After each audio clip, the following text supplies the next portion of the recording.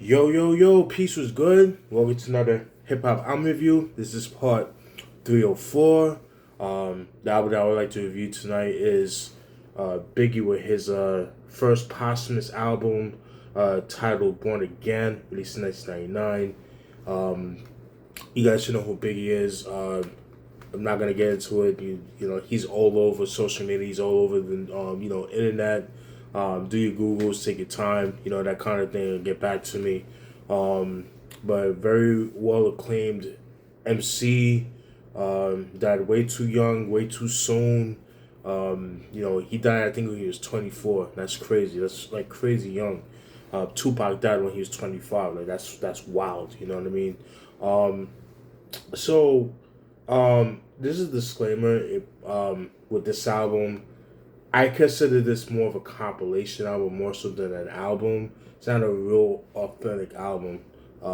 Reason why I bring that up is because a lot of the vocals that were used on here were songs that Bad Boy Records got into the vaults, and songs that were recorded like during, it was like before and after Ready to Die. But they remixed the songs, you know what I mean? They just made the beats more up to date, like from like 98, 98 standards, but the vocals are from that time period. So that to me, just in my personal opinion, doesn't feel like a real album. It just feels like more like a mashup compilation. That's just my personal opinion. So, but yeah, that's just my thoughts on that. Born Again. All right, so this album spawned two singles, which include Dead Wrong and Notorious. Those are the two singles of the album. Notorious B.I.G. Those are the two singles, and I would even add Biggie to that song because even though that was more like a Junior Mafia track, well, but there was a video for it, so I'll add that as a single too. But the real two singles are Notorious B.I.G. and Dead Wrong, which they both have videos for. I'm gonna get a swig of water. All right. So, show you what the album looks like. You got a Biggie, which kind of looks like, in my opinion, around the Life After Death era. Kind of looks like that time period. Open up, pretty dope picture, very iconic. And then you got very young CJ, which is Biggie's son. All right. All right, everybody's seen that picture before. That's from the One More Chance video shoot. With his hand. All right. Open it up. Got CJ again, very young CJ. All right. And you open it up. Very iconic picture right there. And then you open it up. You just back up a little bit. Pretty cool. Alright. Oops. Well, let me fold it back up. God damn it. There we go. Alright. Now, let's get into the meat and potatoes. Let's get into the features and the producers and all that. All right. Now we're gonna get into the features. The features include Little Kim, Puff Daddy or Diddy, Eminem, Hot Boys, Big Timers, and Big Timer. Mark Curry, Snoop Dogg, Busta Rhymes, Junior Mafia, Redman, Method Man. Let's see who else. Little C's. Too Short, G-Dep, Craig Mack, Missy Elliott, Casey and JoJo and Nas, Little Kim, Puff Daddy, as mentioned before, Mobb Deep, Recipes Prodigy, Joe Hooker, Sadat X, Black Rob, Ice Cube, Beanie Siegel, and that's it as far as the features. Now let's get into the producers. Producers include J-Dub, Prestige, Vanderpool. He's been very popular producer. Chucky Thompson, recipes of Chucky Thompson, Manny Fresh, Knots, dope underrated producer, Nasheem Merrick, another dope underrated producer, Primo, DJ Premier, Nasheem Merrick I mentioned before, Chucky Thompson I mentioned before, Diddy, Jersey, and Cassius Clay, D Dot, also known as the Mad Hatter, Fanatic, uh, Prestige, mentioned it before, Diddy, Cornbread, Joe Hooker, and Clark Kent, may he rest in peace, D Dot, Coptic, dope producer, he's done some stuff for Boot Camp Click later on in the 2000s, and Joe Hooker, alright, so those are the producers.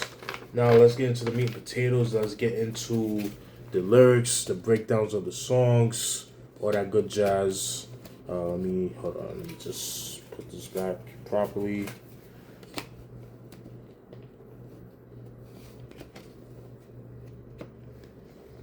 Alright. Now let's get into the intro. Track 1, Born Again intro. Basically is an intro of Biggie speaking on somebody asked him in the interview basically saying what he see himself in 10 years. Just him having a family, him chilling with his boys, that kind of just living a lavish life and all that good stuff. But he said realistically, he doesn't see that happening. Kind of like a pessimistic way of looking at things. But basically the way he was living, it was basically like, I don't see myself living that long to be able to see those fruits of my labor, of those labors, if you will. Doesn't know when his luck will run out, that kind of thing. And lo and behold, look what happened in '97, unfortunately. But it's kind of a really fucked up way of looking at things, but it's what can you do, alright? So that's track 1, Born Again intro. Track 2, Notorious B.I.G. featuring Lil' Kim and Puff Daddy. It's the second final single of the album. It's a cool track. It's not one of my favorite tracks of the song. I could definitely see this being more for No Way Out or Mace's Harlem World. I can see Mace body in this song, especially around that time period. I do like the line by Big when he says, "Got no love for the other side. Fuck them tricks. Any repercussion, Junior Marvin split clips." Always loved that line. I thought it was a pretty dope line. So that's track 2, Notorious B.I.G. Track 3, Dead Wrong. That was produced by Chucky Thompson, Diddy, Mary Winans. I forgot to mention him as well, and Harvey Pierre, featuring Eminem. So there was an original version that came out in '95. It came out right after the release of Ready to Die. I guess you would call a Ready to Die Lucy, I guess, if you want to call it that. Definitely a dope track. Highly recommend you guys check out the original by the comeback. I've heard people, they prefer this album version over the OG. I mean, it's subjective. You know what I mean? But yeah, dope track right here. I've always liked the beat. That song has always been pretty big on freestyle circuits and mixtapes and that kind of thing. Especially around the late '90s, early 2000s. When you watch Rap City, you see a lot of people rapping over that beat and that kind of thing, over freestyle over that beat. I do like the line, excuse me, by Biggie when he says, when I get busted, I like to spread the blunt like mustard. Trusted, my hardcore range leave you rusted. Moreover, Lucifer, I'm more ruthless. Leave you toothless. You'll kibitz, I flip it. Tears don't affect me. I head on with the tech, G's. G's disrespect me. My potency is deadly. I'm shooting babies, no ifs or maybes. Whew, dope shit right there. So that was track 3, Dead Wrong. Dope shit right there. Track 4, Hope You Niggas Sleep featuring Hot Boys and Big Timers. Um, this song to me just it kind of feel out of place for this album.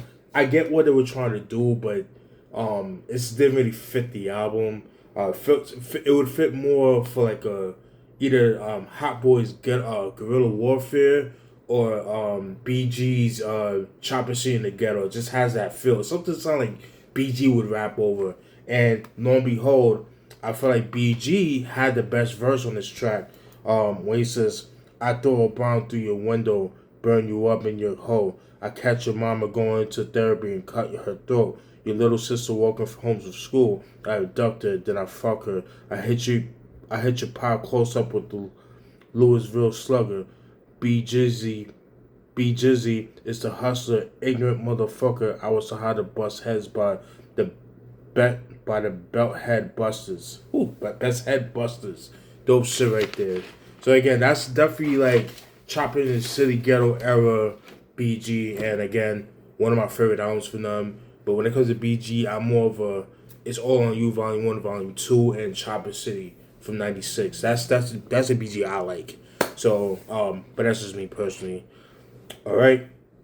So that was track 4. Hope you niggas sleep. It's a decent track. Again, I just felt like it felt out of place for this album. You know what I mean? So, track 5, Dangerous MCs, featured Mark Curry, Snoop Dogg, and Busta Rhymes.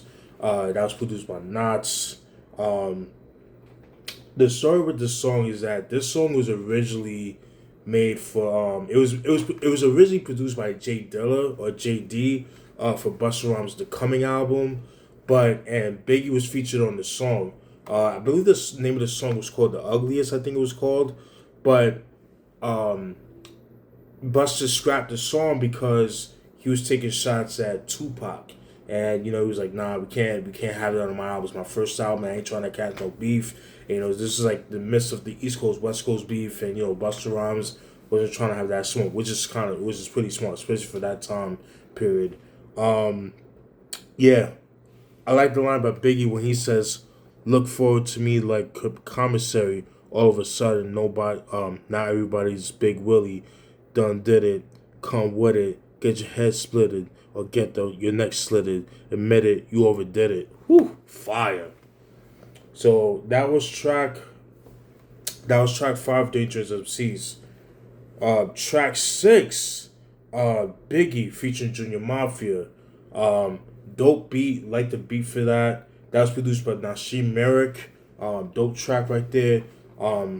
Featuring Junior Mafia. Biggie's not on this track. It's just pretty much all Junior Mafia. I always felt like it was more of a Junior Mafia track. It's kind of like a filler track, but it's pretty dope. That's another song that was pretty big in like the mixtape circuit, the underground circuit, that kind of thing. I like the line by Larceny when he said, "Danger, big city boy with deep pockets. See me speak. That paper better be the topic. I like my ice frozen like the Antarctic. I'm quick. I'm quick to finish it. You're good to start it. And with the flashy colors on, you're just a target, waiting for a hard hit." Whew, fire. Love that joint right there. And like I said, it is a video for that. Even though it's not really considered a single, but it's like unofficial single if you want. There was a video for it, so it's definitely one of the better tracks on the album so far. So that was track 6, Biggie. Track 7, Niggas. That was produced by Jersey and Clement Mark. This is an okay track. I don't really care for it too much. It's not a song I really go to. As you pass that one. Track 8, Big Booty Hoes featuring Too Short. Another song that I usually skip. That was produced by Prestige. It does have a nice beat to it, but I'm just not a fan of the song. It's just not my thing. So, then we got track 9, Would You Die For Me featuring Little Kim and Puff Daddy. Not a fan of the song either. Didn't really do anything for me. Could have done without that, honestly. Then we got track 10, Come On featuring Sadat X. Just like with Dead Wrong This song "Come On" it was originally produced by Lord Finesse. It was originally made for "Ready to Die," but it didn't make the album. Puffy, his bitch ass, scrapped it. It should have been on "Ready to Die," but it didn't. Just because I think because of the lyrics, it was too hardcore, whatever the case may be. But it was very fitting for that album, in my personal opinion. Um, I'm not a fan of this version that was produced by Clark Kent. May he rest in peace. No disrespect to the dead. I was just never a big fan of that beat. I just thought it was kind of, I don't know. It was kind of weak. You know what I mean? Could have done. And then the beat didn't fit the lyrics. If that makes sense. That was my only gripe with the song. Um, but the lyrics definitely made up for it. I like the line when Biggie says, "Release the brainstorm to make your motherfucking brain warm." A strange form, something kind of lyrical. Biggie the bastard is that kind of spiritual. Well, in God we trust, in guns I buzz. Get that disgusting sewer that's got that disgusting suicide burning. Whew, fire, fire, fire. Again, the lyrics made up for it, but again, uh, it fits more in the original. That's my personal opinion, really. But I highly recommend you guys check out the original and get back to me what you thought about that. So, but yeah, so that was track 10, "Come On," featuring Sadat X. Track 11, "Rap Phenomenon," definitely one of my favorite tracks. That was produced by DJ Premier. Featured Method Man and Redman. This is Blackout Era. Meth and Red, fucking dope shit right there. Um, Dope beat too by Primo. I like the line. I like the line by Biggie when he says, "The rings and things you sing about, bring them out. It's it's hard to yell out with the barrels in your mouth. It's more than I expected. I thought your jewels was rented, but they wasn't. So run it, cousin. I could chill. The heat doesn't run up in your show about a dozen. You never see bank like Frank White. Whew, fire. That barrels in your mouth. That's what Ti was Swiss Beat sampled for that song. Jay-Z took it originally, and then Ti took it for that song. I forgot the name of the song. But yeah, dope joint right there. Redman when he says, um, "It's bricks. Keep your wrist covered. I'm piss colored by the waist. Got a gun as dark as Chris, brother. I see you. My shitey crew like ice me too. Break your legs, leave your eyes slightly blue. The doc is born with a grenade palm. I'm concurring in the hood like a teenage mom. Woo, fire." Meth when he says, "Stuck on stupid, shoot him with a dart like I'm Cupid until they got love for my music Star Wars. I'm Han Solo with the 3 eagles and 3 charges. I got to see my 3 POs. Whoo! This is Whoop Your Ass Days, the sequel, high bar flower with no equal. Niggas swinging swords in the war, that's my people. Whew, fire, fire, fire. I want to get back to the song "Come On." Biggie's line that I spit, "Release the brainstorm, make your motherfucking brain warm." Um, that was sampled by Lord Finesse with the song "No Gimmicks" off the Awakening album. The chorus for that's where he got that from. So I just had to throw it out there. I know somebody will mention that before, so I know like, oh, you need to see that. So you know how people are. So, but yeah, I just had to throw it out there because I forgot to mention that too. So that was track 11, "Rap Phenomenon." Um, Track 12, "Let Me Get Down," featuring G-Dep, Craig Mack, and Missy Elliott. Um, this was a cool track. Pretty cool track. I do like the line by Biggie when he said, "A shy nigga, but I ain't your fucking comforter. And if I ever fall in love, I bet I'm fucking her. Ask the hook if I didn't juke her. If she tried to front, then I dropped a Chucky Booker on her. Why should you want to play your games on me? Bitch, you crazy.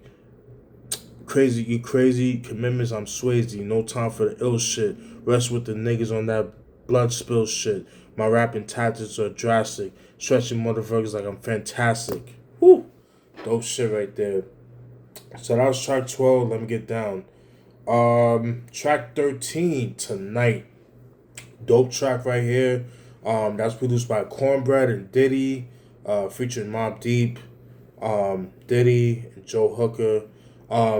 So Biggie's lyrics on this song is from the Long Kiss Goodnight, from the Life After Death. So they got the lyrics from that song and put on this song. At least the first verse. Um, I like the line by Biggie when he said, "Short change niggas, short cane niggas, extortion come quicker, but the but the Renac nigga, you still tickle me. I used to be as strong as Ripple B till Little C's crippled me. Now I play hard like my girl's nibble be. The gone sour like a pickle be. Y'all know the rules. Move from BK to New Jerusalem. Thinking about all the planes we flew, bitches we ran through, fucking dope. The cripple me part, when he talks about it was around like '96, like around the making of Life After Death. Because everybody know that Biggie was not like the best driver in the world, so he would have people drive his cars, and I think Little Caesar was driving a car, he crashed into it, and then that's what got him walking a cane and things like that. So that's where that line came from. So that's track 13 tonight. Dope joint right there. Track 14, If I Should Die Before I Wake. One of my favorite tracks. Love the beat for that. That was produced by Coptic and D-Dot and Charlemagne.